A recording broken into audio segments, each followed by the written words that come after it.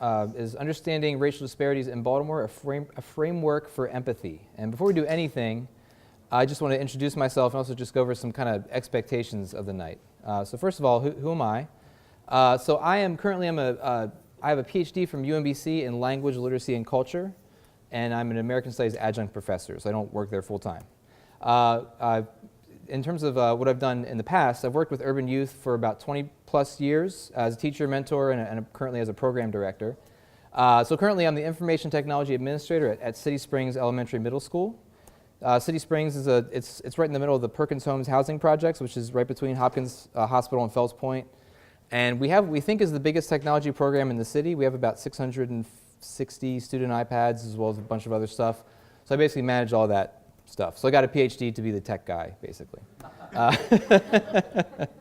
And finally, I'm a believer trying to live out the values of Jesus-centered justice. I'm assuming that for most of you, or hopefully all of you, that's why you're here tonight. And so the things I'm going to be talking about are mostly going to be history, but I'm hoping that my goal is to try to connect what's happened in the past to what's happening now, and hopefully to get you thinking of some things of how you can maybe, I guess, live differently in light of what's happened. One more thing, if you look under your seat, there's a little piece of white paper. Please don't pick the piece of white paper in front of you, because that's someone else's. So if you could pick that up and look at it real quick. So this is kind of going to be a participatory workshop. So some of you might have to get up and move. So if you look at your card real quick, you'll see you have a number at the top corner, and then you have a race, a gender, and a profession, a job. Okay. Now, your race and your gender might not match the race and gender that you are, and that's okay. This is going to make sense later. But in terms of geography, so right now you're all living in Baltimore City.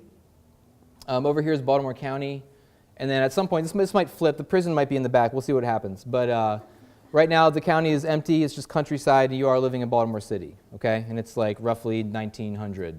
Okay, and as I said, some of you might have to get up and move, and we'll talk about that later. So just kind of be forewarned. Some of you might have to actually move your legs, but not too far, hopefully. So before I jump in, one more thing. If you're here tonight, you might be a little nervous. Some of the things I'm going to be talking about are things that make a lot of people uncomfortable. I'm glad you all came out. Some of you might be thinking, why would anybody want to get up in front of a room of people and talk about this stuff? But I've spent a long time, as I said, both working in actual communities and with actual kids, and also thinking about these from the big picture. So I hope to kind of bring all that together into kind of, I guess, a story. My goal is to kind of tell the story of Baltimore and how we kind of got to where we are today. So I think the best jumping off point is to start with the Freddie Gray protests. So in April of 2015, I'm sure we all remember, a Baltimore man named Freddie Gray was hospitalized after suffering injuries sustained while in police custody. And shortly thereafter, protests, is what we're seeing here, broke out in the streets of Baltimore, decrying this and other instances of alleged police brutality. And again, as we all remember, shortly thereafter, Freddie Gray passed away, and in the hours leading up to and following the funeral, peaceful protests melded with outbursts of violence, and media outlets, social media, news, right, projected these images around the globe. And some of you were probably living here then, maybe some of you were not, but I'm sure we all remember this, right? It was all over social media, all over over news programs, and a lot of people had a lot of opinions about this question, right? Why? Right? Why was this happening? Why was there all this anger? Why were these people destroying things, right? Why was this happening? And a lot of people had a lot of ideas. Some of them were good ideas, some of them were bad ideas, but there was a lot of talk about the roots of some of these issues, right?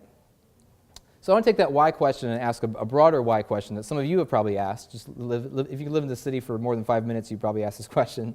Why do we have two Baltimores? So someone said that there are two Baltimore cities, right? One marked by relative comfort and upward mobility, represented by the picture on your right, and the other marred by poverty, struggle, and educational deficits, represented by the other picture. So I want to take this question and break it down even further, and these are the questions we're going to try to be answering tonight. Why are Baltimore neighborhoods so segregated by race and socioeconomics?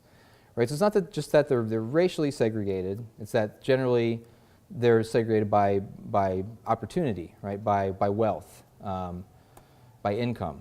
Why are the conditions and opportunities in Baltimore's neighborhoods so starkly drawn along race and class lines? I want to acknowledge something. I'm going to be talking a lot about black-white. I realize that not everybody in this room is either black or white. But unfortunately, in terms of the history of Baltimore, that's kind of how things kind of play out. So again, if you're not black or not white, I acknowledge that you're here, and I'm glad.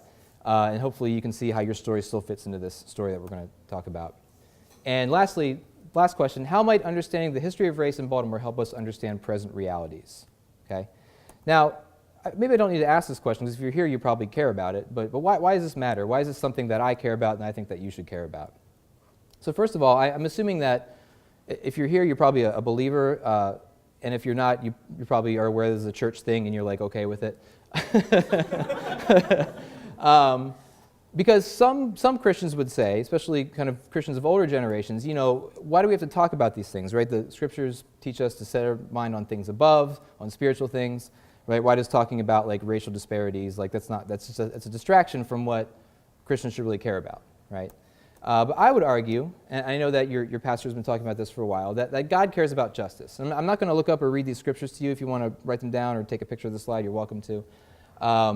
But that all throughout the scriptures, Old Testament, New Testament, that God uses the word justice a lot. We use social justice, which is a word that scares some people. So I'm just going to use the word justice, that God cares about the righting of social wrongs, right? He cares about the poor, he cares about the oppressed, and that's kind of a running theme throughout all of Scripture to some degree.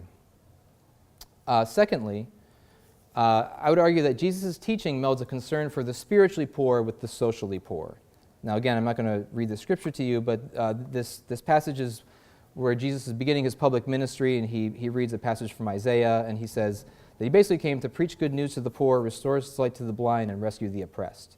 And then I would argue in that passage, he's not separating like spiritual from social. He's putting them together, right? That you can't have one without the other, and that Jesus cared about the whole person and not just the soul, right? And finally, Christian scripture states that you can't truly know God, you can't truly know God apart from a life of generous mercy and justice. So again, you can look up these scriptures later if you want, but the one in Matthew I think is particularly sobering. That's the one where Jesus says, I was hungry and you gave me nothing to eat, and you didn't visit me in prison, and these people that he's speaking to will say, when do we do that? And he says, basically that you didn't look after those in your own communities to do that. And when you weren't doing that to them, you weren't doing that to me. And the flip side, when you are doing it to them, you're doing it to me, right? So Jesus doesn't separate what we actually do with our lives and with our resources and with our time from our spirituality. And finally, it matters because, now I'm assuming that most of you probably live in a neighborhood that is relatively safe, and somewhere close to that neighborhood is a neighborhood that is not relatively safe, right? And Baltimore's really weird in that way. There's a weird kind of patchwork quilt of these different neighborhoods really just shoved up against each other sometimes. It's something that a lot of people notice, and I think it's something that a lot of people wonder about, right? So this is probably a question that some of you have, like why is that and why does that happen? And furthermore, right, it matters because some of these issues are life and death matters, right? Baltimore has had one of the worst years in terms of homicides, both last year and this previous year, which is not done yet. So these are not just kind of these ethereal issues up in the clouds. These are issues that actually affect people's lives, okay? I hate to embarrass you all, but you have to sit on this side of the room. And there's two seats here, there's two here, and there's a little piece of paper under your seat, so please pick up that piece of paper. Okay, so what is my goal? What is my point? What is the big idea that I want you to come away with? So I believe that having a solid framework for thinking and talking about race is crucial to understanding and engaging with racial disparities in Baltimore, both as believers, as Baltimoreans, as humans, that if you're not able to talk about race, you're not going to be able to deal with some of these complex issues because you're just going to run out of the room screaming. Here's what I'd like you to do. I'm going to turn this into a question. How might having a solid framework for thinking and talking about race help you better understand and engage with the issues facing Baltimore? So if you could take a minute, some of you might not know who you're sitting next to, so take like 2 minutes, introduce yourself. How about 3 minutes? Introduce yourself, maybe groups of 2, 3, 4, and just discuss this question for a couple minutes. Go ahead.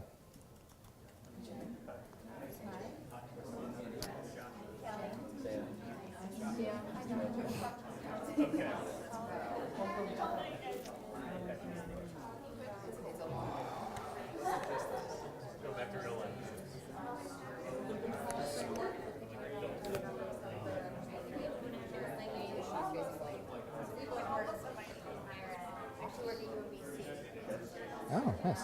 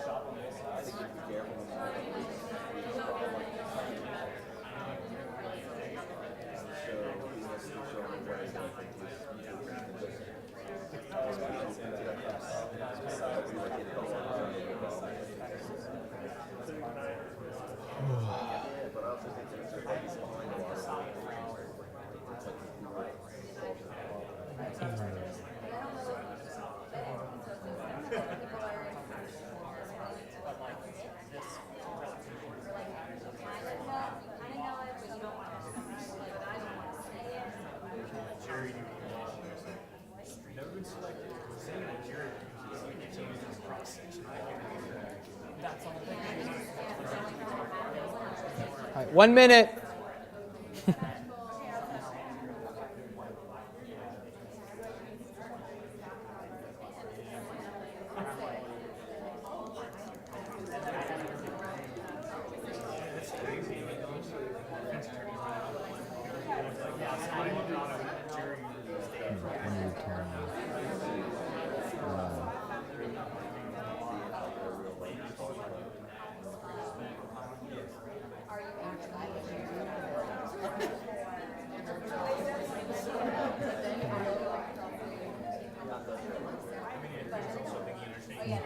There's no typos.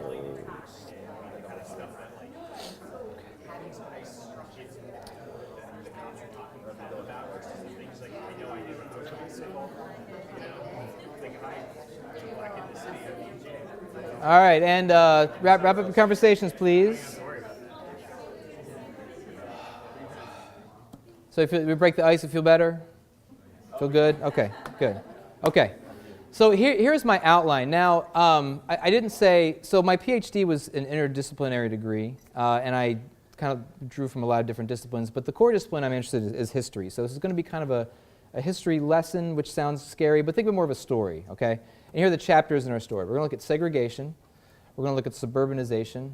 We're going to look at deindustrialization. Notice they all kind of rhyme. We're going to look at mass incarceration, and lastly, gentrification, and how these 5 chapters kind of add up to the larger story of Baltimore, okay? Now, just to kind of talk about the elephant in the room, when someone gets up in front of me and says, I have a PowerPoint presentation, like a little part of my soul dies a little bit. So I just want to just assure you that it's going to be mostly pictures. We've got some video clips here. So it's going to be, a little more, hopefully a little more engaging than your average, boardroom PowerPoint or whatever. So we're going to start with segregation, a concept that I'm assuming probably all of us have heard or are familiar with. So I'm going to not spend a lot of time on it. So what was segregation? It was mandated racial separation or segregation, right? There's these things called Jim Crow laws. They were all throughout the South. Baltimore is kind of a weird north-south mixture, but in terms of where we are with Jim Crow laws, we were a southern city. Baltimore had Jim Crow laws. Although if you're from a northern city, don't get smug because northern cities basically had segregation. It just wasn't written into the books the way it was in southern cities. And here's my own kind of handy definition of segregation that I think is going to hopefully focus our brains in the way I want us to go. Because it wasn't just that they were separate but unequal. And all throughout the North and the South, you had a situation in which whites got the best and blacks got the rest, to be kind of blunt. This picture really, I think, effectively and clearly illustrates that, right? You have these 2 water fountains. They're segregated, they're separate, but they're clearly unequal, right? One facility is of clearly higher quality, and another facility is of clearly lesser quality. And in Baltimore, this extended to things beyond just public accommodations like bathrooms. It's also extended to schools. So this is a picture of Baltimore City College. Baltimore City College is still one of the best schools in the state. And up until the early to mid 1950s, it was pretty much a white school. Not pretty much, it was a white school. You could not go there if you were black.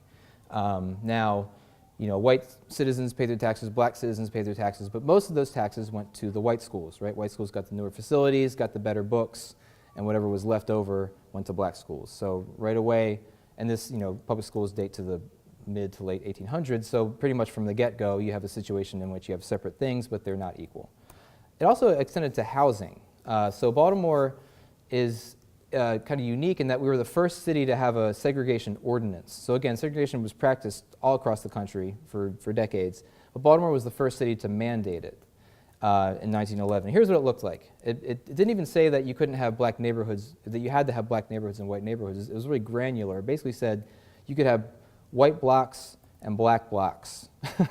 So you think of a city block, right? All the houses on one block had to be all white or all black. They could even be like next to each other sometimes, or like, a few blocks away from each other, but you couldn't mix people on any given block. So if you were on a white block, it was illegal to sell your house to a black person. If you're on a black block, it was illegal to sell your house to a white person, right? Now, we're going to get to our first little activity. Let's not do stand up. Let's do raise your hand. If you have white on your card, not if you're actually a white person. If you're a white person on your card, just put your hand up real quick. We'll make you stand. Okay. So now put them down. If you're a black person, put your hand up. Okay. So you notice that we're sort of segregated. We're sort of grouped, but we're also still next to each other, right? So it's still the early 1900s. Not much has changed yet. Oh, sorry. Okay. But here's what starts to happen is over time, and again, just to play devil's advocate, on paper, if everybody's separate but we're getting equal things, it's not that bad, right? But here's what happens is that Baltimore, like most cities, starts in the center and grows out over the decades, right? And what is now downtown, which is where we are now, like prime real estate, in the early 20th century was like the old, decrepit, decaying housing stock that had been there in some cases for decades, right?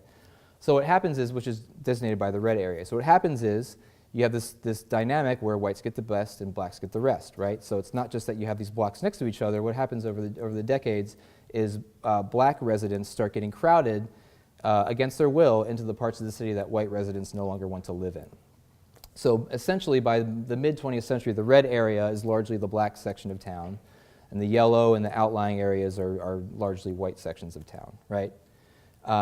And this is the beginning of what we call racial ghettos, right? A ghetto is by definition a part of the city where people are forced to live, and that's very much what happened in Baltimore. So we're going to kind of jump to federal policy for a second because federal policy sort of encouraged and exacerbated this. In 1934, at the height of the Depression, the federal government begins this new organization called the Federal Housing Administration. I'm not going to get all into policy, but the short version of this is before the Federal Housing Administration, if you wanted to buy your house, you had to put as much as like 50, 60, 70% down in your house to purchase it. Right? It's a lot of money, right? The Federal Housing Administration comes along and says, well, we're going to try to expand home ownership to more middle-class people and working-class people, and they basically say we're going to insure mortgages so that, kind of average Joes only have to put something like 10 or 15% down in their house and more people can buy homes, right? And it's one of the large reasons why a lot of people own their homes now is because of programs like this. Now, however, look at this map, and we're going to connect this to the Federal Housing Administration via a video that I'm going to play and kind of talk about how this kind of exacerbated the creation of racial ghettos. Racially discriminatory laws across America ensure that poor people of color migrating from the South would be confined to certain parts of the city that we now think of as ghettos. Very few people know this, but if you go back and you look at how African American housing patterns were established in the 30s and 40s, even as a result of the New Deal, the FHA, which was a Democratic New Deal program to inspire home ownership in the midst of the Depression, did more to create ghettos than any other federal program before or since. Why? Because when they were creating a culture of home ownership in America, they were exclusionary to black people. They put them in the areas that were maybe a little bit economically depressed and subject to heavy rentership. And then they redlined those areas and they would not write FHA mortgages in those neighborhoods. Once those areas were redlined, that was basically a design for a ghetto. Okay, I'm going to unpack that a little bit. So basically what he's saying is this. When I first showed you this image, I just said the red part was where the black people were forced to live, which is true. But in addition to that, where this map comes from was actually during the New Deal, the federal government sends surveyors out, and they go all across the country and they survey housing markets all around the country. And they say, okay, let us know where the neighborhoods that are good, basically, are good gambles, I guess, and neighborhoods that are bad gambles, right? So in other words, if we're going to insure all these mortgages, we're not just going to insure everybody's mortgages, right? We don't want to insure mortgages in like old, decrepit, falling apart neighborhoods, right? And essentially what happens is they say, okay, well, these red areas are the areas where we're not going to insure. The yellow areas are kind of, they're on the fence. We'll do it on a case-by-case basis, and the green areas are the best areas, right? So again, put two and two together, and what happens is that there's, as the culture of home ownership in the United States is being developed in the mid-20th century, it's largely exclusionary to black people. And just to kind of connect this to today, here's a graph. Actually, I meant to pass this out. I have a handout with some of the graphs as well as some suggested reading lists. I'm going to pass this around. So here's a graph showing home ownership in the United States from 94 to 2006. So this is recent. This is jumping ahead a couple decades because my goal is to try to connect the past with the present, right? And you see the red line is the overall average home ownership rates. The black line at the top is the average white home ownership rates, which is higher than the average. And then the purple line is the black home ownership rates in the United States. So why is this? Well, for a lot of really complicated reasons. One of them being when the culture of home ownership that we still have in this country was being developed, it was intentionally exclusionary to black people. So we're going to do a little moving here. So we're all living in Baltimore City. If you came in late, this is Baltimore City right here. Okay. This is going to be kind of tricky, but I think you can do it. Okay. If you're a black resident, you're going to move to the front half of the room. Black according to your card. If you're a white resident, you're going to move to the back half of the room. So this is downtown, up front.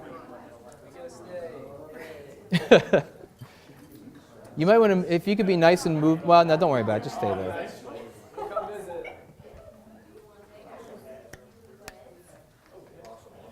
it going? Come on in.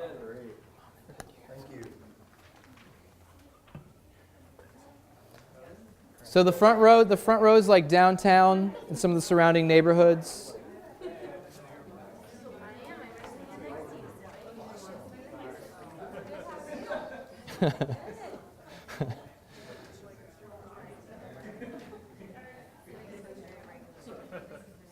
So back row, you guys are like Mount Vernon, Evanston Village, East Baltimore, some of the surrounding neighborhoods that are newer housing stock in the mid-20th century, okay? So we're going to move from segregation because, again, I feel like it's a concept that we all have heard of and understand, and talk about suburbanization, which I think is a little less talked about.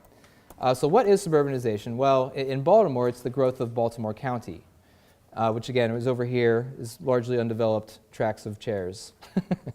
So before World War II, most suburbs looked like this, right? There was maybe some little, what they call like bedroom communities, like these really small kind of little towns connected by a streetcar to the city, like Catonsville. There was a lot of farmland, a lot of trees, maybe some big, rich houses out there. But for the most part, most suburbs, not just in Baltimore, but all around the country, all these kind of areas around major cities were largely undeveloped, right? By the end of World War II, especially by the early 1960s, most suburbs around the cities looked like this. Okay, so what happened? Well, a lot of things happened, but one of them was the GI Bill, right? So skipping over a lot of history here, World War II happens. This is actually right a year before World War II officially ends, and the federal government says, okay, there's all these men, black men, white men, servicemen, some servicewomen, but at that time mostly men, right? Going off to fight in Europe and Japan, and we want to create a booster program to help them get on their feet when they return, right? So the GI Bill had a lot of different benefits, but one of them was low-cost loans, business loans, school loans, loans for mortgages, as well as, obviously, as I said, school loans, right? GI Bill really expanded college education for a whole generation of men. Unfortunately, the GI Bill was largely closed to black people, right? So most American soldiers were white, working and middle-class men who wisely took advantage of this. Particularly in terms of what we're talking about, the cheaper home loans that had already been made cheaper under the FHA, but were even more accessible now with the GI Bill, right? The problem was is that racism in the military, the government, as well as the banking industry and the housing industry all basically added up to the GI Bill being a piece of legislation that largely benefited white GIs. You have millions and millions and millions of white GIs who are using this program to move out to the suburbs, right, to go to school and whatnot. In addition to that, even if you were a black person who could afford to move out to the suburbs, 99 times out of 100 you were prevented from doing so. So a lot of the new suburbs that were being built in the 1940s and 50s and 60s, if you purchased a home in one of these communities, you had to sign what's called a housing covenant. A lot of suburban communities still have that. Actually, some urban communities have them. And you can see it. I don't have to explain it to you. The vast majority of these had racial restrictions, which essentially said, if you bought a house, you were promising not to sell your house to a black person. If you were living in California, it might include Japanese. If you're living in New York, it might include Jewish. But wherever these housing covenants were written, which was all across the North and the South, there was almost always a racial restriction that specifically said, this does not specifically say, this just says not of the white race, so it's kind of all-inclusive. But what happens essentially is that suburbanization, which itself is kind of this, race-neutral process, just people moving out, becomes a race-heavy process. And some historians look back at this period and call this white flight, right? You have millions and millions of white people leaving the city for the suburbs. And that's what we're going to do now. So, if you are a white woman with the number 1 through 8, or a white man with number 1 through 8, go ahead and move to the suburbs. If you're on the end, it's convenient, take a chair with you, just so we, if there might not be enough chairs by the end. Well, we'll see. Just move over and we'll see what happens.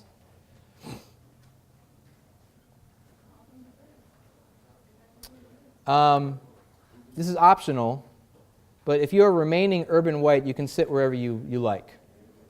So if you want to move up, if you don't want to sit in the back, if you don't like where you're sitting, you want to go to the back, move wherever you want in this area.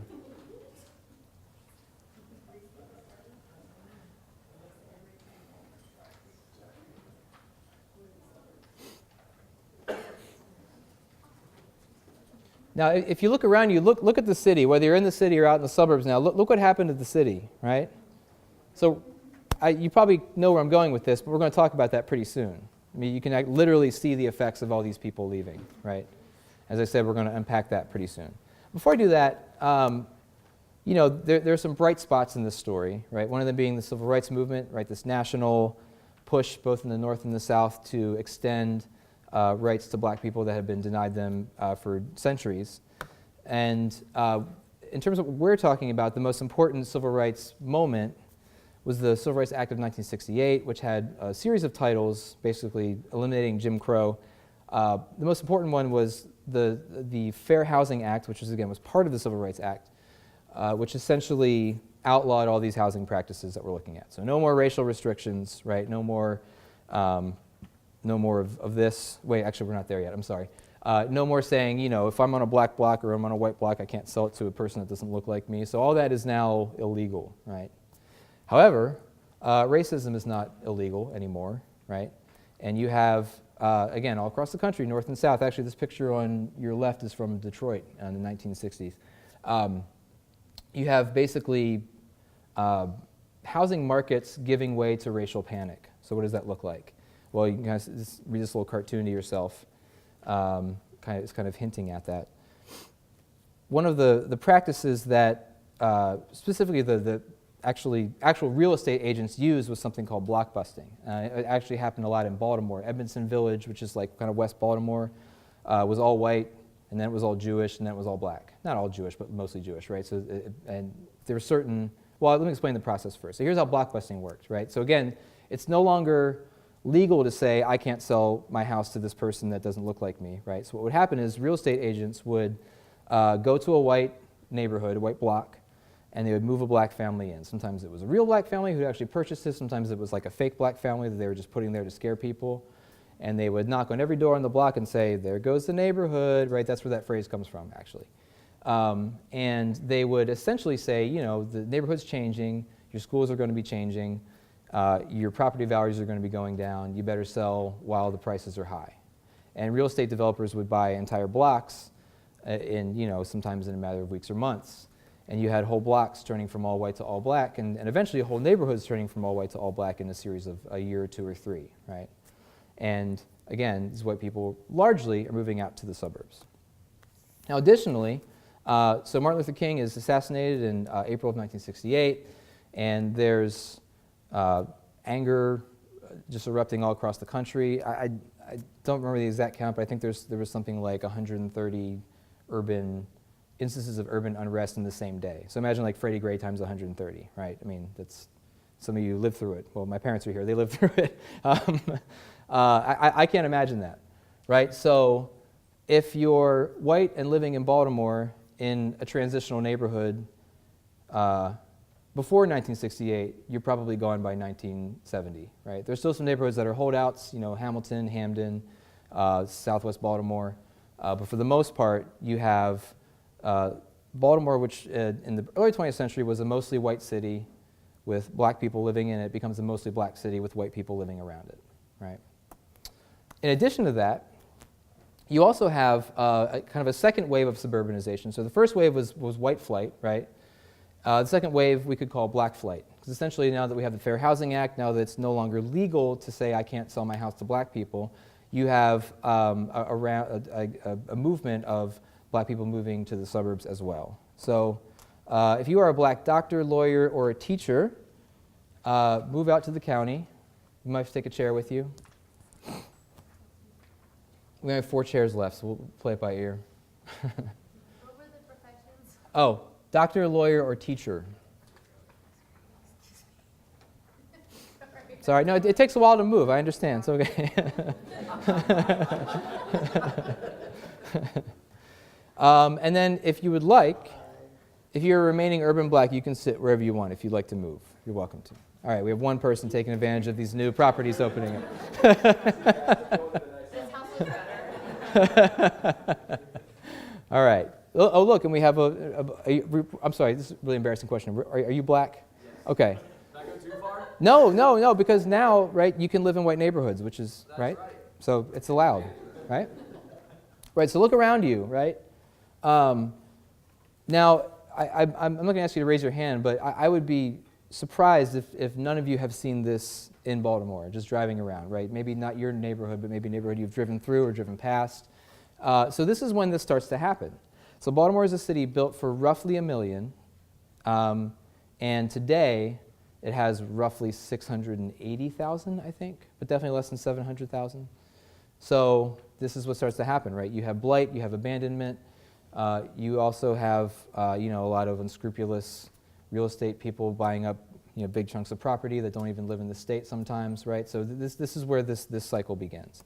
And I want to emphasize the word cycle because it does all of this flight, all these people leaving, first white people and then mostly middle-class black people leaving the city, basically begins a cycle that in some neighborhoods has never stopped, right? So the first part of the cycle is conditions cause flight, right? So maybe those conditions are, you're a white working class person and you have new opportunities and you're going to move out, right? Maybe conditions are you're really racist and don't want to live near black people. Maybe conditions are you're a black doctor or lawyer and you want your kids to go to school out in the county, right? Whatever those conditions are, good, bad, or ugly, people are leaving, right?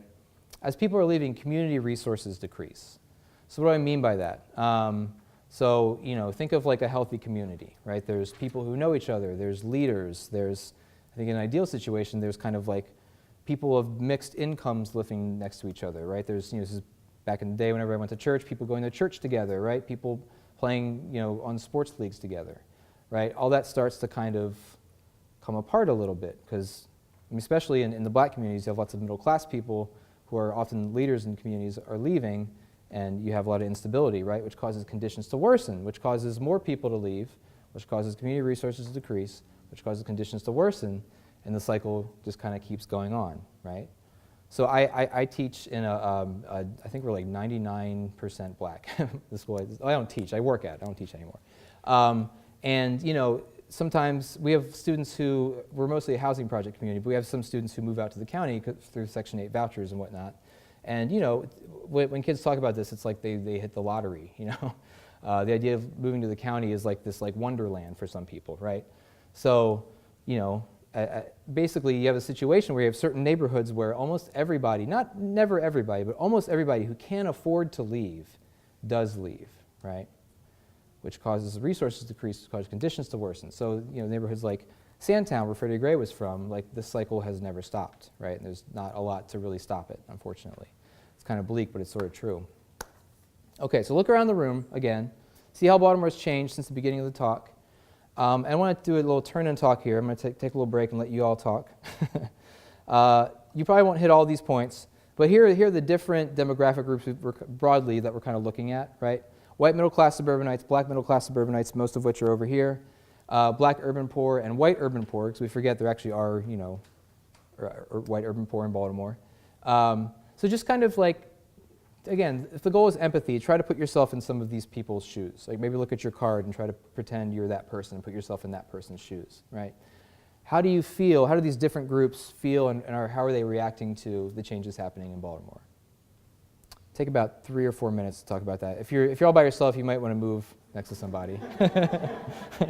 All right, time's up. So I teach one college course at UMBC, and I do this with my students as well, and then I make them tell me what they talked about. So like, does anybody want to share just some insights, some ideas that your group talked about? Yeah, go ahead, thank you. One of the symptoms of this is the tax base shifts dramatically, so people who are unable to leave the cities are unable because they're fiscally challenged, and along with that come all kinds of needs in terms of services from Mhm. government, and no longer have the tax base to fund services like that. So there's a real disproportion in government services that need Sure. to be met. Yeah. Dramatic lack of taxing to fund the services. Absolutely, yeah. I actually meant to mention that. I'm glad you said that, though. Thank you. Anybody else? Any other insights, thoughts? I don't know your name, so I can't. I usually randomly pick names from a list in my class, but I can't do that. There's an Andy over here somewhere. I heard that's my name. So, where's Andy? Andy, what did your group talk about? It's a good name. We talked about how it perpetuates the cycle of urban decay and how it leads to stereotypes which continue to do that. Where I'm a black man who works on the assembly line, and I'm beginning to think, because I'm surrounded by an increase in crime, and all the people around me are black, that maybe my people are more prone to crime. Since the crime rate is falling in the county, Yeah. which is all white, and there's this identity crisis. See, I'm glad I called on you. Thank you. One more thought. Anybody else? Any brave souls? Nobody? Okay. All right. That's fine. Sorry, Dr. Oh, yeah. When you compare white urban poor to black urban poor, I mean, what were the percentages like? Because we're wondering if the white urban poor would feel like a minority within the urban poor. That's a good question. I try not to answer questions I don't know the answer to. So I don't know. There's a book. It's actually not on my book list. It's a book called The Long Shadow it's a Hopkins sociologist who did a longitudinal study of black working class and white working class people in Baltimore. And he talks about that a little bit. But I don't, like I said, I could make something up to sound smart, but I don't know. But it's a good question. Maybe I'll look into that and check that in for next time. Okay, so third chapter. So we looked at segregation, we looked at suburbanization. Now we're going to look at deindustrialization. So my friend on the assembly line, your days might be numbered. I don't know. We'll see. So to kind of introduce this, I want to talk about the Great Migration. So there's lots of pieces that I'm leaving out that I'm kind of inserting in later. So Great Migration is this huge influx of black people from the South to cities like Baltimore, Philadelphia, Detroit, in the kind of middle chunk of the 20th century. So in 1910, most blacks live in the rural South. By 1970, most blacks live in the urban North and South. They're almost equally distributed between North and South, but most of them are in cities at that point, right? So just to give you numbers, between those years, 6 million people, black people, migrated to cities in North and South looking for work and to escape racial oppression, right? But if you know what this word means, you know that there is some bad news waiting for them as they're moving to the cities. So what is deindustrialization? Deindustrialization is the rapid disappearance of heavy industrial and manufacturing sectors of society. This is a shot of Fells Point, back when it was more of an industrial hub. Another way to say it is the evaporation of working class jobs. Okay, so here's a little graphic to show you where the jobs are going. Whoops, China shouldn't be there. Not yet.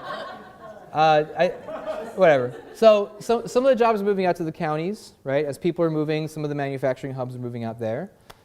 Most of the jobs are being replaced by robots, or they're moving to places like China, where basically they don't have things like worker protections, and it's just cheaper to make stuff. There's a fourth one I should have added here. They're also moving to the south. There's a big push for manufacturing companies to move to the south because they had looser labor laws and more more business-friendly tax incentives. But even in that, those jobs were also kind of disappearing as they're moving to the south as well. So I want to show you this picture before we really dig into deindustrialization. So this is a shot of Pennsylvania Avenue, which is the main thoroughfare through Sandtown, which is again the neighborhood that Freddie Gray grew up in.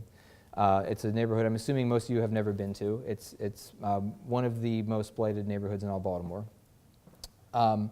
And before, in the early 20th century, especially in the 20s, 30s, and 40s, places like Sandtown were like pretty good neighborhoods, right? And I want to, it seems like a kind of a simple thing to say, but I think it's important because today it's tempting to look at like poor black neighborhoods in Baltimore City and think they've always been that way. They haven't, actually. Before deindustrialization, before suburbanization, most black neighborhoods, actually all of them to some degree, had working class and middle class black people living together, in the same spaces. This is the reason I showed Pennsylvania Avenue is because in the 30s and 40s, 20s and 30s, Pennsylvania Avenue was like a major stop for blues and jazz musicians touring the country. So there was all these jazz clubs, and had a much more vibrant life happening in these neighborhoods because most of the people in these neighborhoods had jobs, right? And as jobs leave, things start to happen. I want to play a little video about that. 1950, people in these neighborhoods were poor, but they had jobs. By 1960, we're talking about the jobless poor because industries had moved out of the inner city, leaving behind concentrated populations of poor people, vulnerable to drug trafficking and all of the other problems associated with joblessness. And what happens when groups are denied access to core economic engines in a society? They create their own out of prohibited economies. That was true of the Italians and the Irish and the Jews and everybody else that came to the cities a generation before African Americans arrived. Okay, we're not there yet. So I want to show a graph kind of showing the severity of deindustrialization. So this is a graph showing manufacturing jobs decreasing between 1970 and 2005. So it's just steady declines, like straight down, right? Not straight down, but pretty steady decline. However, I mean, this is not a bad thing necessarily. You have other jobs replacing them, so you have a growth in the service sector, right? So these are the jobs that we think of when we think of service jobs, right? The difference is now, a job is better than no job, 99 times out of 100, right? But there's a lot of differences, but one of the differences between service jobs of the later 20th century and working class manufacturing jobs of the early 20th century is that manufacturing jobs in the early 20th century generally allowed people to move up the socioeconomic ladder, right? Service jobs, not so much. It happens sometimes, but it is usually kind of an anomaly, right? They're usually making minimum wage or slightly better, usually often don't have vacation, don't have health benefits, don't have maternity or paternity leave, right? And generally speaking, people who have service sector jobs stay in those jobs their whole lives, right? And don't move up. Something else to think about, this is on your sheet if you can't see this, is that, so this is, it's pretty self-explanatory. It's showing the unemployment rate between 1972 and 2008. I didn't have anything more recent. But you can see, sometimes the job market's up, sometimes it's down, but whether it's up or down, it's always far worse for black workers than for the average American, right? And this is really important because I think most people don't appreciate or realize the degree to which chronic unemployment has plagued black communities in a way that they have not plagued any other community in the United States. Is it because black people are lazy and they don't want to work, like some people think? Well, no, it's because we have this structural history where, white people got the best and black people got the rest. And as they were getting stuck in these cities that white people were leaving and the jobs were leaving, that disproportionately affected these poor black urban communities, right? So we're going to role play that. So I'm going to put up a list of people. And if you're one of these people, you have to rip your job. You can rip the card in half or rip your job off or whatever. A few of you are going to have jobs still, don't worry. So I'll just put them up, and you can try to find... Oh. So notice that these are pretty much all working class jobs that are disappearing, okay? Notice too that there's some white working class people that are losing their jobs as well, but it disproportionately affects black people in Baltimore, okay? So real quick, stand up if you lost your job. Okay. So notice some people in the county have lost their jobs as well, but you can sit down now, thank you. Disproportionately, this process is affecting urban Baltimore, right? In a very skewed way, okay?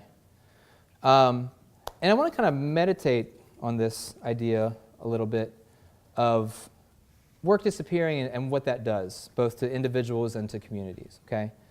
So imagine if you're, an average black family in the 1940s, right? And you have kids. I'm sorry, let me back up. And the adults in your neighborhood, particularly the adult men in your neighborhood, have trouble finding work, right? I'm sorry, 1950s, right? And then that generation grows up and has kids, and a disproportionate number of the adults, especially the adult males in that community, have trouble finding work, even more so than the previous generation, right? And then that generation has kids, and a disproportionate number of adults in comparison to other communities have trouble finding a job, right? So you have generational joblessness, right? Not total joblessness, of course, but generational problems where communities, especially again men, I want to really emphasize that, are really having trouble finding either jobs or just meaningful jobs, right? And that cycle is kind of being passed down, right? So what happens from that? So the video that I played, the talking head at the beginning was a guy named William Julius Wilson, who has been really influential in my thinking. And he wrote a book that a lot of this is being, not a lot, but some of this is being drawn from. And I want to read a quote from him. I'm going to read it twice because I think it gets at an issue that I think is probably lurking in the back of some of your heads. So let me read it. I'm going to pause and read it again.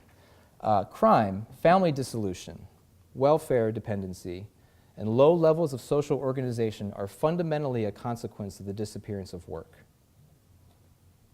So think about it. Let me reread it. You might not agree with it, but just think about it. Crime, family dissolution, welfare, and low levels of social organization are fundamentally a consequence of the disappearance of work. Again, you might not, like I said, you might disagree with that, but that to me is a pretty persuasive argument, right? So, as Christians, you read the Genesis story.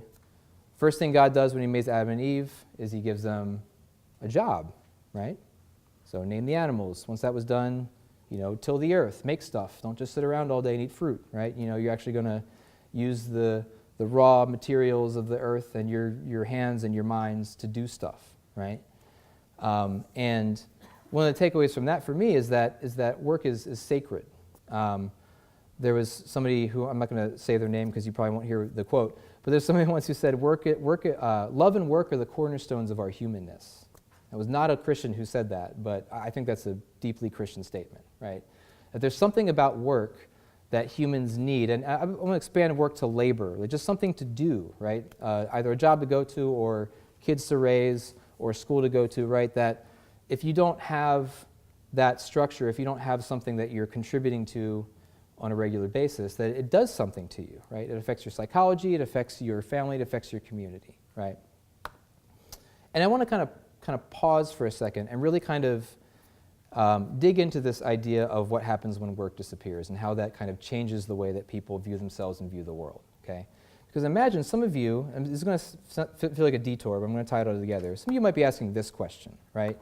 So this is the sag, the pull your pants up argument, right? So there are and maybe some of you in this room who would say, I look at inner city Baltimore and I just see, a culture of disrespect, of not caring about, their community or each other, and how can you're talking about all this like big history stuff, but like what about culture, right? What about like values that people teach their kids and their kids teach their kids, right? I mean, certainly that has to be part of it, and it is. I agree with that. Not but. So generally when people are having these discussions, like why is, this community the way it is, right? People tend to lean towards one of two poles. And my hope is to try to bring them together in this next little section. So there are people who, and so far I've been doing mostly this, people who want to look at social structure, right? They want to look at economics, policies, opportunities, racial identities, right? And how that kind of plays out in people's decision making. Right, there are other people who want to look at culture, right? Values, decision-making skills, work ethic, spirituality, and how that shapes the way that people turn out, right? And often these are presented as like two kind of opposite camps, right? The culture camp and the structure camp, and they disagree with each other. And oftentimes people talk about culture, they'll talk about this thing called the American dream, right? That, America is a place of opportunity, and if you have the right values and you apply those values correctly, you can make it, right? So, right, if you work hard in school, right, have a good work ethic and apply yourself in school, work really hard to get a good job and work hard at that job, make your boss happy so you can move up, right? You buy a home, right? You save your money, you don't waste on stupid stuff, you save it for things that matter, and all these kind of add up to this thing called social mobility, which we call the American dream, right? And hopefully you see where I'm going with this, if we look at the history of black communities in Baltimore, for the most part, because of the history of racism and discrimination, good education has not been available to many communities for decades and for generations, right? Good jobs, especially in the latter half of the 20th century, have not been available to a lot of communities for generations, right? And therefore, I would argue, you could disagree with me, that social mobility and the American dream has not been available to many communities in Baltimore. Now, that is not a total statement. I'm not saying that none of the people in any of the communities have not accessed the American dream. I'm just saying that if you look at generalities, right, how most people turn out, if they haven't had access to good education, a good job, and home ownership, ways to build equity and wealth, right, that they're probably going to get stuck there, and their kids are probably going to get stuck there too. And that's typically what happens. And I want to push this even further, right, because I think I want to bring the kind of the culture and the structure of things together. I would say that you can't separate them, that structure shapes culture, right? So the values that you have, the morals that you have, the decisions that you've made, they're your decisions, but they've been shaped by this larger structure that you were born into, right? So I want to look at the average resource community and the average under-resourced community. Notice I'm not saying black and white because I think these are better terms, because there are some resource black communities, right, especially in the county at this time. And when I look at the general options and realities facing these two communities. So let's look at schools first. So generally speaking, in the 60s and 70s, resource communities have good quality schools, right? Generally speaking, under-resourced communities in the same period have under-resourced failing schools, right? Schools that are out of control. Average resource community, safe, clean, supportive neighborhoods. Average under-resourced community, crumbling and dangerous neighborhoods, right?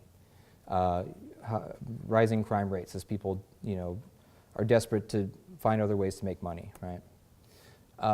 In the average resource community, you have a culture of achievement and self-actualization. So what do I mean by that? If you work hard, you can make it happen, right? If you just dream it and believe it, you can do whatever your heart desires, right?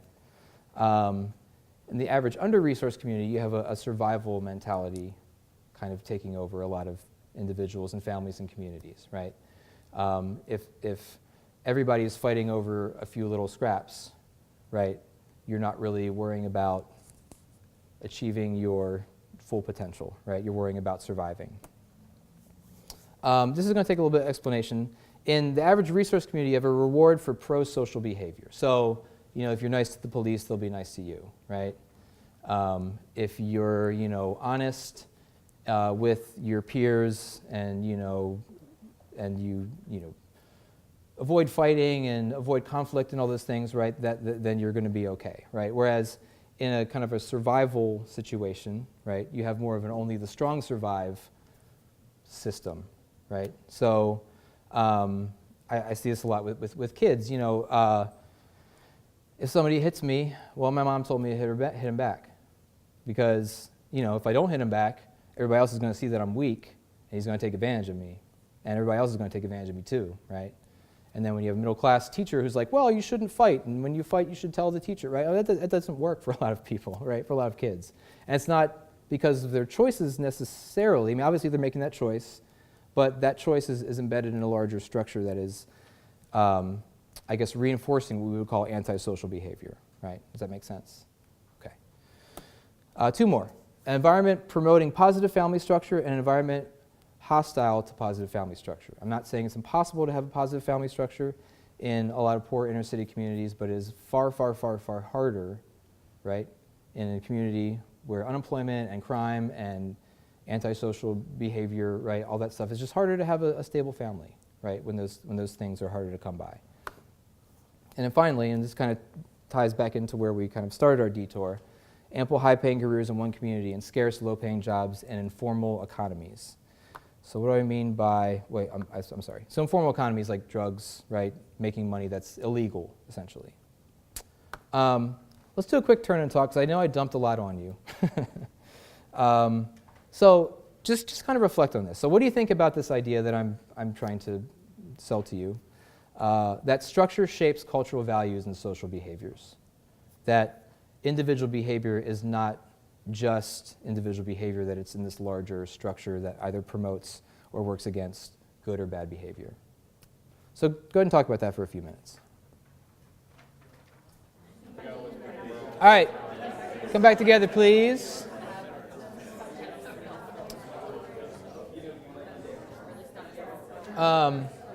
Do we want to share, or do we want to keep going? What do you want to do? Anybody want to share? We have like a burning thing they want to share with the group? Okay. All right. So we're kind of rounding like the 2/3 mark. We got two more chapters. The last chapter is the shortest. But this chapter, I think, is one of the most important in terms of recent realities. So we're going to look at mass incarceration. So I want to define it. I'm assuming most of you have probably heard this term, but just in case you haven't. So what is mass incarceration? It is the rise in extreme rates of imprisonment in the U.S. since the 1970s. And when I say extreme rates, this is what I'm talking about. So you notice right here in 1980, there's a huge jump, right? And just in case you don't know the terminology, jail is where you go when you're arrested and you can't make bail. Prison is where you go after your trial, right? So in all cases, you have higher rates in jail and in prison since the 1980s. Significantly higher, right? Disturbingly higher. Regardless of your political persuasion, this should bother you, right? Now, this is happening for a lot of reasons, but the primary reason that we're going to focus on tonight is the war on drugs. So what is or has not stopped. What is the war on drugs? So the term war on drugs was first used by Nixon in the 1970s, and it really ramped up under Reagan in the 1980s, particularly when a drug called crack cocaine came along to the streets. I'm going to play a video that is going to kind of like unpack some kind of complicated things. And I want to say that, I know there's like two Republican presidents here, this was like a bipartisan bad decision. So if you're a Democrat, you're feeling smug, don't feel too smug. So I'm going to play this video and kind of unpack it a little bit. How the war on drugs and how crack cocaine kind of came together, and I guess the response to crack cocaine contributed to mass incarceration. Our society is now infested with drug abusers.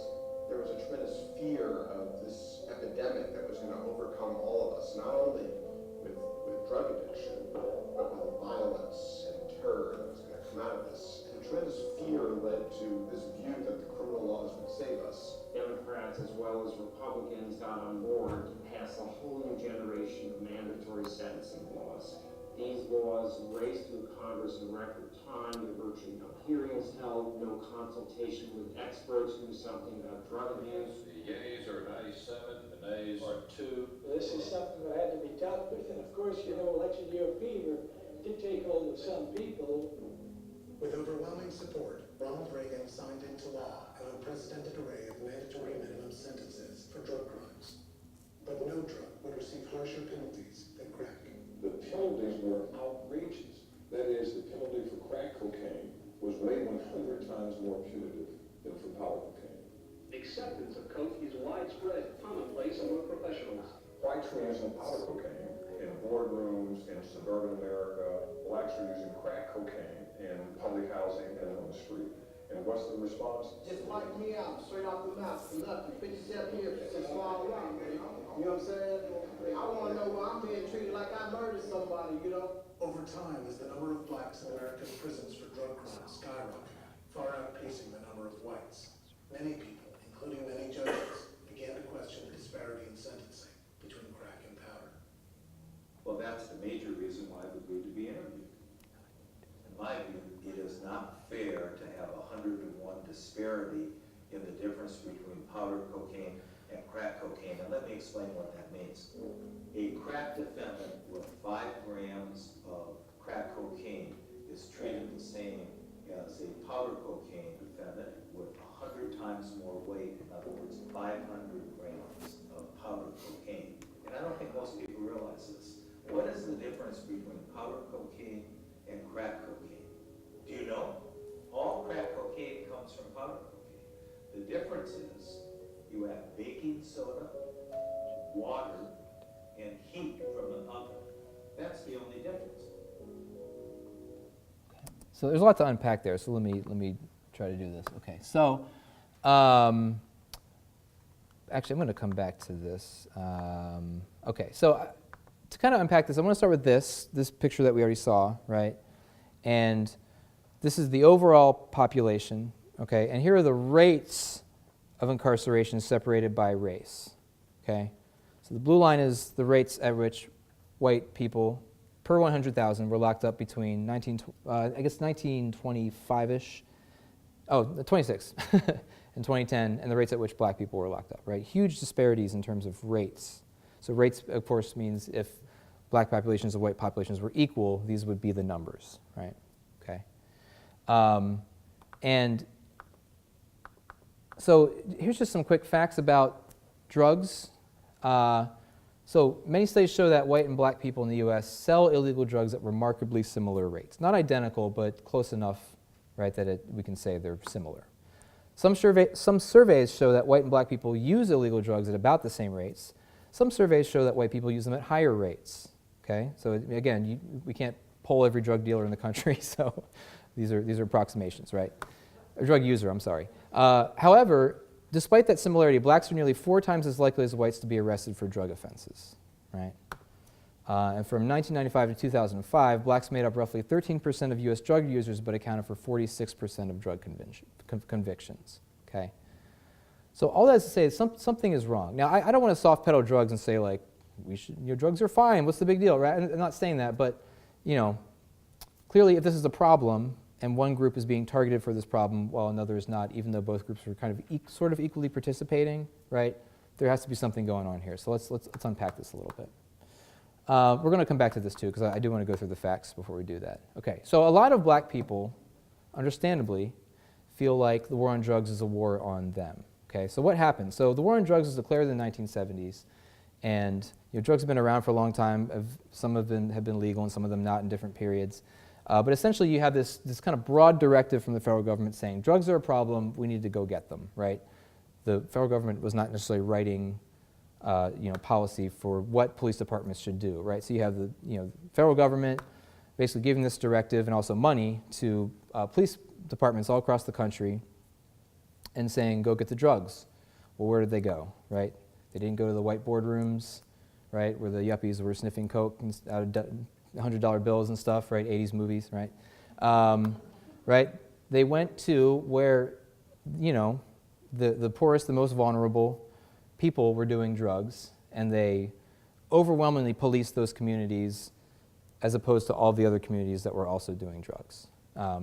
Now, just to kind of add some balance to this, crack cocaine, as I said, is made from powder cocaine, but crack cocaine is a really terrible drug. It's more addictive than cocaine. It's cheaper. It kind of it created a cycle of violence that in urban communities that cocaine didn't in more wealthy communities. So it is a bad drug, but is it this bad? And they're talking about mandatory minimums. What a mandatory minimum is, if you are a judge and you have a crack defendant in front of you, you don't have a choice in terms of the minimum sentence, right? So you might think, oh, this is not a big deal, let's just give them 1 year. You can't. There are minimums. You have to sentence them at whatever the federal minimums were, which for most of 1980s and 90s and 2000s was 100 times greater than the mandatory minimums for cocaine, right? So not only do you have over-policing of black communities for drugs, you have over-sentencing of black communities, mostly from drugs, but not exclusively, right?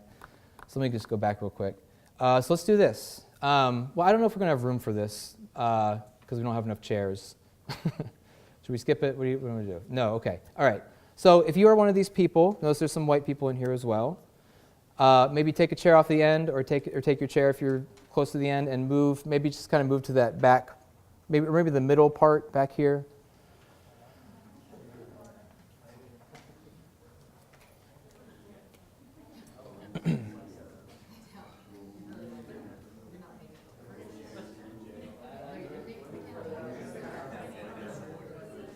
All right, so technically you all are in prison now.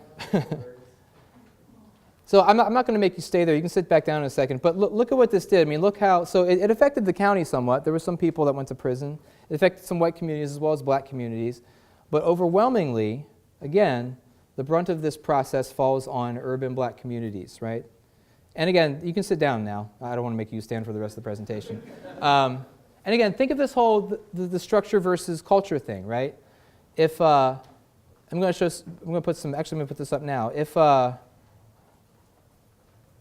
wait a minute. Okay, so I'm going to show you some other statistics, and I want you to kind of relate this to the structure versus culture thing, right? So how does all this stuff affect the culture in these communities that are being affected by it, right? So the U.S. today has 4 to 5% of the world's population, but 25% of its prisoners. So we lock up more people than any country in the world, right? An African-American man has a 1 in 4 probability of being incarcerated in his lifetime. In cities like Baltimore, it's closer to 1 in 3, right? So if you're living in a community where sometimes 33% of all of the males are either incarcerated, about to be incarcerated, or coming out of incarceration, or on parole, right? The vast majority of them have a really hard time getting a job because every time they go to fill out the job application, they have to check that little box that says they were a felon, right? So how does that affect those communities? How does it affect those families, right? Just further destabilizes, which then shapes the culture, right? For some communities, prison is a normal part of life. Many of our students, I gave this to a teacher group previously, I'm sorry. Many kids in Baltimore City, in these neighborhoods, have loved ones behind bars. And I put normal in quotes, because obviously it's not normal, but it is for a lot of these communities. It's a kind of unsurprising, expected thing that a lot of people, especially men, are going to go through, okay? So now I want to bring this up to kind of current events, right? You know, I don't know a lot about policing tactics or procedures or policies or whatever, but I will say this, that, you know, there are good cops, there are bad cops, and there's everything in between, right? And all of those police officers, to some extent, especially the ones that are out on the beat, right, have kind of been what I would call the shock troops of mass incarceration, right? So the average police officer who is not in charge doesn't decide how he or she gets the police, right? That's decided by a federal policy, which trickles down to state, which trickles down to precincts, right? And for decades, precincts across the country have been using quota-based policing. So what is that? Many police departments assign arrest quotas to officers and evaluate them on their ability to meet or exceed quotas. Now, this is kind of in legal limbo, right? As you can see, this is a headline from a news story.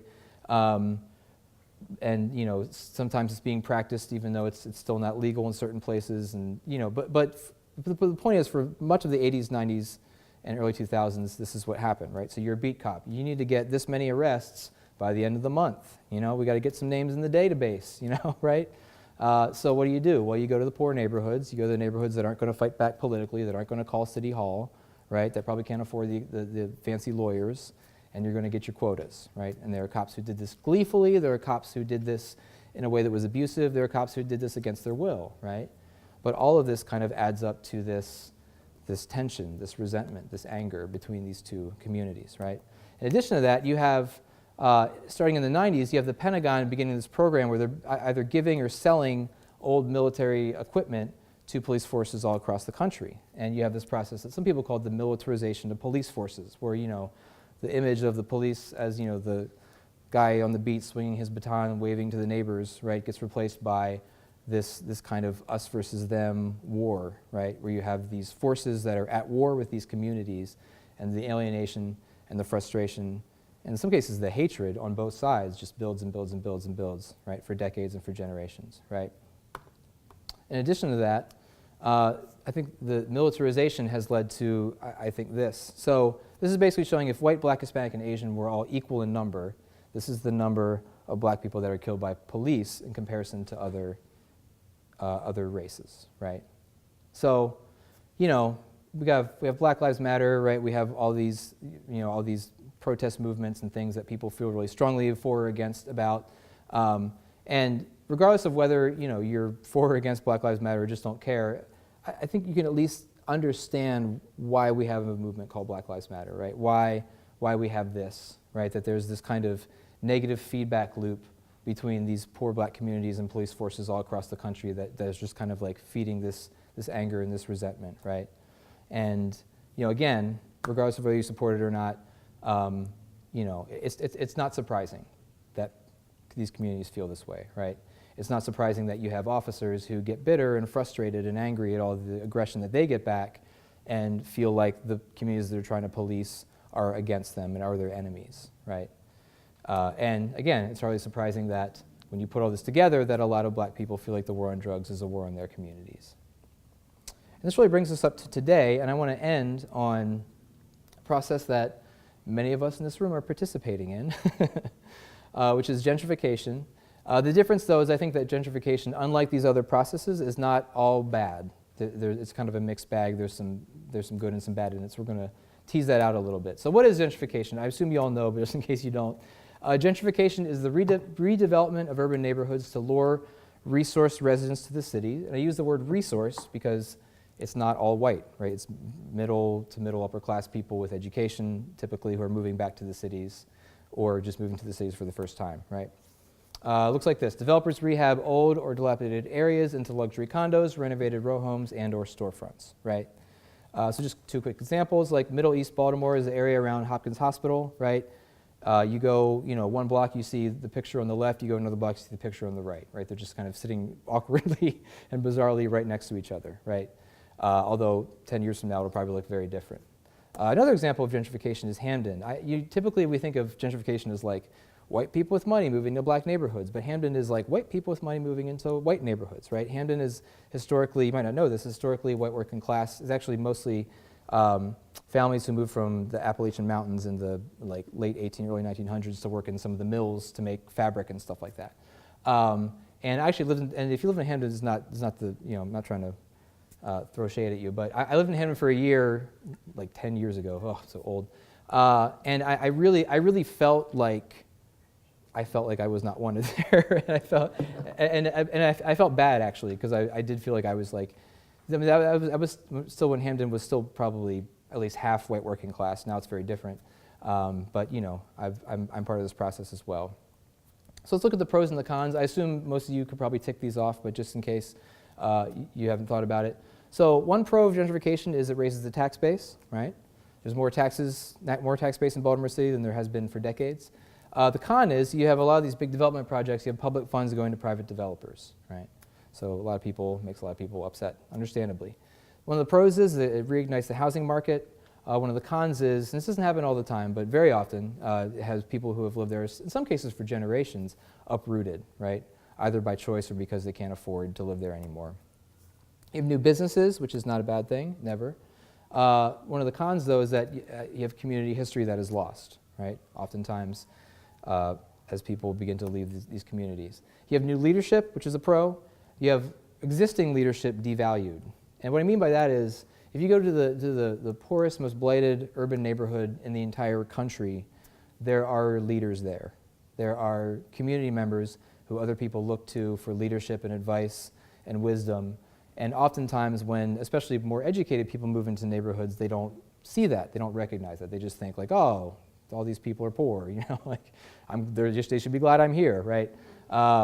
Which is not always the case.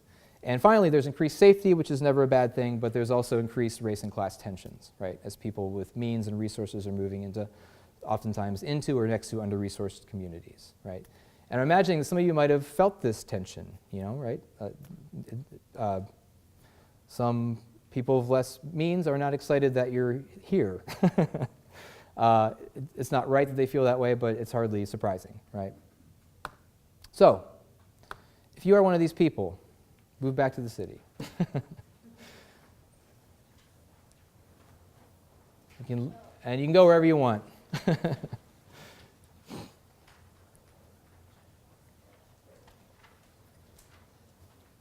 Oh, this is more than I expected, but it's okay. Okay. So, I have a few more thoughts, and then we're going to wrap up. And we're going to do some discussion amongst yourselves, and then we'll have some questions if we have time, okay? Because I do want to just kind of tease this idea out of like the pros and cons of gentrification and how, in a world with inequality that's drawn along racial lines, how completely non-racist decisions can have racially negative effects. Let me explain to you what I mean. So have some of you heard of this, the white L and the black butterfly? Some people, okay. So if you look at a map of Baltimore today, I didn't make this map, so it's like really badly drawn. If you draw like I guess a box or a shape around the neighborhoods that are mostly white, it makes kind of like an L, right? So we have at the very top, we have Guilford running down through, Charles Village and running all the way to Mount Vernon, Canton, right? If you draw a map of the neighborhoods that are mostly black, it makes like a set of butterfly wings, right? So on your right, yeah. Map on your right, the darker blues are mostly black. The lighter blues are less mostly black. It's probably a better term for that. Okay.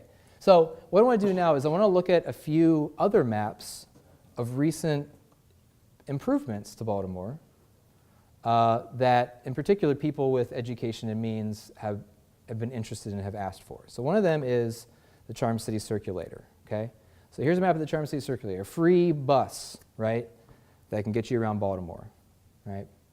And other than this one random one, the green line that goes all the way out, and maybe this orange line here, it almost perfectly traces like the lower 2/3 of the white L, right? Now, are the people who are on the Charm City Circular racist? Probably not, right? They probably didn't sit down and say like, how can we create a free public transportation system that only benefits white people? No, of course not. But what they did do was say, okay, like where are the neighborhoods that that people are going to benefit from the most in terms of getting around to tourist attractions and the bars and the restaurants and the hip neighborhoods, right? It's a non-racial decision, but it has kind of racial results, right, that benefit one group and don't benefit another group as much. Baltimore's bike should be master bike plan. I apologize. Actually, one of my best friends worked on this. It's a plan to increase bike lanes in the city, right? Now, are they all racist? Of course not. What they did is they sat down to the darker brown and the middle brown are the areas that are being targeted for this master bike plan, right? So what did they do? They said, well, where are the neighborhoods where the most people live who are probably going to bike to and from work, right? And those are the neighborhoods that we're going to invest in to create these bike lanes so that people, get more exercise and don't have to drive as many cars on the road, et cetera, right? Has kind of racialized results, even though race was not part of the thinking when they set it up, right? Zipcar, right? Last example, a service where instead of buying a car, you can just rent a car without having to go through a rental agency. You just pick it up, right? Bring it back to a Zipcar location, right? So when Zipcar sat down, did they probably say, how can we not allow poor black people to access Zipcar? Probably not, right? They probably looked at, demographics, and they probably looked at income levels, and they said, okay, where are the neighborhoods where people are actually going to use our service so that we can make money as a business, right? And again, you have resources coming from a kind of non-racial frame that end up being dumped on a community that already has more resources than all the communities around them, right? So this is kind of the rub with gentrification. This is why people one of the reasons white people who are trying to shed some light on some of the issues are trying to show, hey, you know, like, it's really only benefiting this one group that already has more than we have, right? And that's why there's so much frustration about it. So I started with this picture, right? It's a very alarming picture. This is a distressing picture. This picture was taken from I believe it's on North Avenue, the Freddie Gray protests, the really kind of infamous one where the line of the heavily armed police and the protesters kind of shouting at each other, right? And, you know, when you look at this picture, or when the Freddie Gray, you know, unrest was happening, right? A lot of people looked at that and said, I don't understand this. A lot of you probably looked at that or this picture and said, I don't understand this, okay? And hopefully, if I've done my job, you look at this picture now and you're like, okay, I kind of get it. You know, maybe I don't agree with some of the things happening, but it's not surprising anymore, right? And when you look at the chapters of our book and kind of put them all together into our story, right? We started with segregation. We looked at suburbanization, people moving out. We looked at deindustrialization, the jobs disappearing. We looked at mass incarceration, right? The kind of massive locking up of one particular group of people. And then the gentrification of this other group of resource people moving back, right? When you put all those pieces together, you have the Baltimore that we have today, right? I'm going to toss some discussion questions up. I'm going to give you maybe like 5 minutes to talk about them. I'm going to probably put more discussion questions up than you can actually get through, but you pick the ones you want to do. If you all want to move back, you're welcome to. And then we'll do questions at the end, okay? So question one, how do you react emotionally to this history? Right, this is not easy stuff, so how do you feel, you know? Where do you see yourself in the story? How has your life been shaped by these dynamics? So again, I'm assuming that all or most of us are believers. So how are communities of faith in the Baltimore metropolitan area responding to these complex issues? How should they be? So what is our responsibility as believers, right? You can't change your history, you can't change your family, you can't change your education, right? But you can change what you do with all of those things, right? And lastly, this is kind of a little thought experiment. You've just been given $1 million to start a Baltimore faith-based justice initiative. What do you do? So if you had if you had huge resources and you're able to actually do something with those resources as a believer, what would you do with that money? Turn talk, 4 or 5 minutes, and then we'll do questions at the end. All right, let's come back together.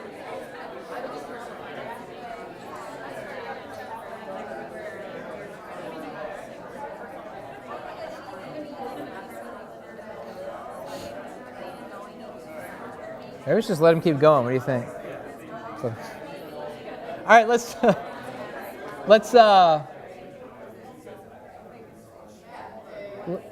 people in the back. I'm going to have to use my teacher voice. All right, some of us have to get up really early tomorrow. So, no, I'm encouraged that you didn't want to stop talking. That's a good thing. That's the point. So questions or comments or just anything, like feedback, criticisms, anything. Yeah, go ahead. I was listening to the history of Baltimore on the Baltimore Sun podcast or something, and they were talking about how part of this issue, maybe a small piece of it, is that the city and the county in Baltimore are not tied together like they are in the rest of the country. And so the tax base is not tied together, and so the city gets less and less money with all the people exiting the city. Yeah, absolutely. The county gets more and more money. And I live pretty close to the county line in the city, and you can literally, when you drive across the line, the street literally changes. Yeah. So, do you see any impact with that? Oh yeah, sure, yeah. So the book list I handed out, there's a book called Not My Neighborhood that has a whole chapter on that. Like there was and it wasn't, maybe it's changed, but it wasn't just Baltimore. That was actually kind of a trend across the country at that point, where like metropolitan areas were like drawing the line and saying, we don't want your problems. Yeah, definitely, absolutely, yeah. Actually, isn't it, certain cities have powers granted by the states to annex suburbs in their surrounding areas, so certain cities actually have a state-granted right to basically incorporate the suburban area and more or less reclaim it. Interesting. I didn't realize that, okay. One of the cities that doesn't have that state power. A lot of cities don't have that state power. Yeah. But the cities that do kind of look are actually at their courts, their justice status. Interesting. I didn't know that. Thank you for that. Interesting. Did I see a hand over here? Am I imagining? I was going to say, I thought the April Park area was Rose Park's part of the city. Yeah, I know. Yeah. But I don't think it always was, because that whole area was part of, like, one of the first plans. Oh yeah, the line moved. So North Avenue used to be the northern border, and then it moved to like the church I go to is Faith Christian Fellowship, which is in Penn Lucy, which is right north of Waverly, just close to Charles Village. I'm sorry. But the church I go to used to be called Foundry Methodist because that was where the line was moved after North Avenue, and that was moved again later. Yeah. So, and that stopped. Yeah, go ahead. Why is the city and the county separate? When did that happen? I believe it was the 70s, 60s or the 70s. Basically, I think the last time they moved the boundary, I believe.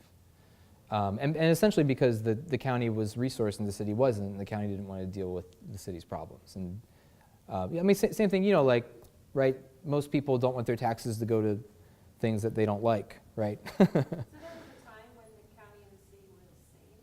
Like that when the county incorporated the city and then it said we don't want you anymore? Or it's always been sort of that donut? I don't know, actually. I think... They were always separate. Okay, was it? Maryland formed a lot of Baltimore's problems come down to the state was afraid of the political power of Baltimore City, and that's why Baltimore kept expanding outwards into the county. But that's why some of the Maryland, or the Baltimore City organizations, like the Baltimore City Police Department, was chartered differently than a lot of the police departments in other parts of the state, because the state still wanted to have their fingers in the pot with Baltimore City because of the power Baltimore City had versus the rest of the state before World War II, when the cities had the power of the state. And it actually creates the Civil War. Wow. I should step down. Thank you. Interesting. Okay. I didn't know this. I probably read it at some point, but I forgot it. Yeah. Like from your whole story, what's most unique to Baltimore versus applicable to a lot of large industrial East Coast cities? Unique in what way? What's differentiated Baltimore with the theme of the story that you told tonight? Like, or where did Baltimore go wrong more so than other larger cities, I guess? In a different way, to make it more segregated. Well, I think, so it depends what region of the country you're comparing it to. I mean, I think, I think the racial segregation ordinance was pretty flagrant. I mean, other cities in the South adopted it after us, but, so, like Detroit, Philly, Chicago, all had segregation as well, but it wasn't written into law, it was just practiced. So I think the fact that very early on in the early 20th century that they kind of drew this hard line, basically saying that we're going to look after this group and not look after this other, I think, really set a foundation that we're still, reeling from. Kind of, yeah, I think so, yeah. When people move here, I joke, so I love Baltimore, obviously, but I jokingly say, we have the attitude of New York and the ignorance of the South kind of combined together, So, and I say that out of love. Yeah, I mean, I do think we're meaner than a lot of southern cities. Baltimore. Yeah, and I feel too it's especially in some of the rougher neighborhoods, you have to kind of prove yourself, in a way that, you don't have to. Maybe, I don't know. That's a good question. Yeah. Yeah. Are there examples of historically very segregated cities that are no longer very segregated? Not that I know of. And I would say, well, so actually to answer your question, to kind of tie these two together, I do think, and I've not done a comprehensive study of every city, but we go to New York, there's these huge rich sections, right, and these huge poor sections, and they're kind of separated. But Baltimore is kind of unique, I think, in that way, the neighborhood my church is in Penn Lucy, which is a neighborhood that Tupac lived in when he lived in Baltimore, and you cross the street and there's $500,000 to $1 million homes. I haven't seen that elsewhere. And it is, and in a way that's kind of one of the things I like about it, that you can't, again, not to dig, but except for like Canton, I feel like Canton is the only kind of self-contained rich neighborhood where like you don't have to think about poor people, right? Pretty much everywhere else, it's like if you drive 2 miles or 2 blocks, you're like, oh yeah, So I do kind of like that about Baltimore in a kind of weird way, that like you can't forget that there's this like kind of huge impoverished community living right next to you. So I guess what you do with that then is the next question, but that's for later, right? Yeah. So when you were describing, you were looking at the map of the whiteout Mhm. and all those resources that were getting dumped into the whiteout. What do you think needs to happen that calculation of where do we place resources? How do we change that calculation so resources no longer just go into the areas that already have resources? Sure. That's a great question. That's like the subject of 5 different books. I guess I would say so. So I'm not going to get into politics because I think we all agree it's a bad idea. But certainly like that has to be part of it. I think, so some of the things I'm encouraged about are, and this is not like, they didn't pay me to say this, but like organizations like Under Armour who are like making a conscious decision like, we're not just going to make money. We're going to make money and try to use our money in a way that benefits other communities. Although people would say that Under Armour is not doing that, but that's at least a stated goal.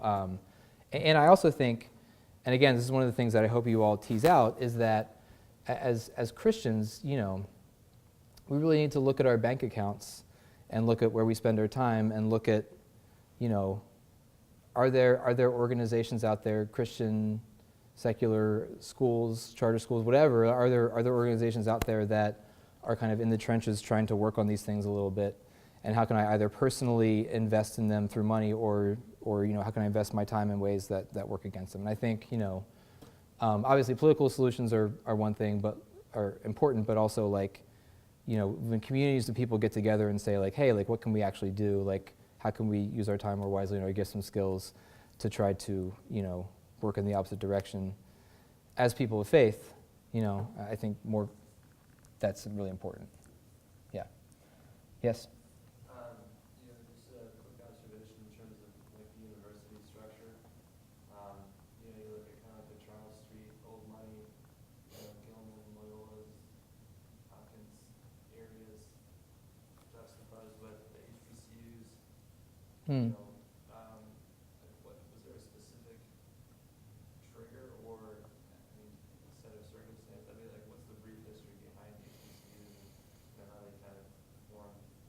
There's a lot here. Yeah. I don't actually know. Someone else might know more, yeah.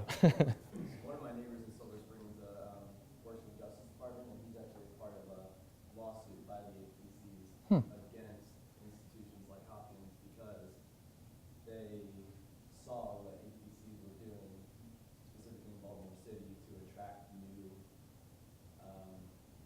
students, and they took over their ideas that were copyrighted or something like that. So they basically took advantage of what the black colleges had established.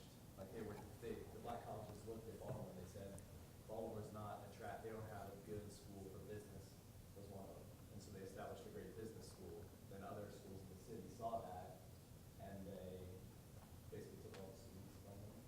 So there's a lawsuit right now, U.S. Justice Department. Interesting. I do know, I would say briefly, like most universities, like older universities, right, were started by like kind of rich people, right? I think most of the HBCUs, again, I don't know for sure, but I know, yeah, yes. I think HBCUs, obviously Baltimore is different generally. There was a time where, I guess, minorities, black people weren't being admitted to other colleges. Right. So they just wanted to provide a place for them to be able to pursue higher education. So that's kind of where it started. Right, but usually there was like a benefactor that had a lot of money that started them, right? Yeah. And I would say though that I can pretty surely say that I think the disparity between like Hopkins and Morgan is kind of like similar to the cycle we're seeing now, right? Is like, if you have more resources to start with and you're attracting people that are already more educated versus like if you have less resources to start with and you're intentionally attracting people that have less resources, right? Over decades and decades and decades and decades, you have, really wealthy institutions with too much money not knowing what to do with it, and smaller ones that are struggling to stay open, right? Are we, okay. Yeah, I want to say thank you. I just want to.